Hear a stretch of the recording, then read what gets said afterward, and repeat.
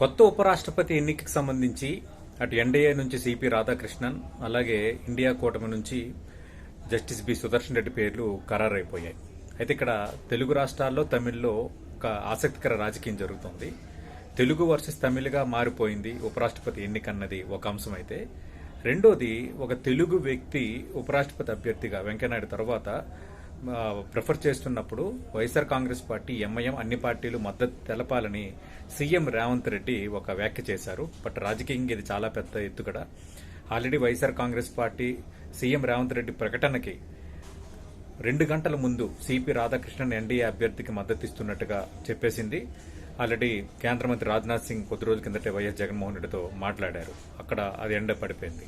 కానీ ఇప్పుడు ఇక్కడ హైదరాబాద్లో ఉన్న ఎంఐఎం, అలాగే బీఆర్ఎస్ ప్రధానంగా వీళ్ళు తెలంగాణకు చెందిన సుదర్శన్ రెడ్డికి మద్దతు ఇస్తారా, ఎన్డీఏ అభ్యర్థికి మద్దతు ఇస్తారనేది ఇప్పుడు చాలా ఇంట్రెస్టింగ్ క్వశ్చన్. అలాగే తమిళనాడుకు సంబంధించి సిపి రాధాకృష్ణన్ విషయంలో అధికార పార్టీగా ఉన్న డిఎంకే ఏం చేయబోతోంది అంటే, అక్కడ తమిళనాడు తమిళ వ్యక్తి అన్న అంశానికి ప్రాధాన్యత ఇస్తుందా, లేదంటే తెలుగు వ్యక్తిగా ఉన్న సుదర్శన్ రెడ్డికి మద్దతు ఇవ్వడం ద్వారా తమిళుల్లో ఆగ్రహానికి గురవుతుందా?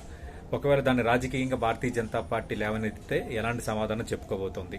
ఇలా రకరకాల పొలిటికల్ ఈక్వేషన్స్ ఉపరాష్ట్రపతి ఎన్నికల వేళ మన ముందుకు వస్తున్నాయి. చూద్దాం ఏం జరగబోతోందో.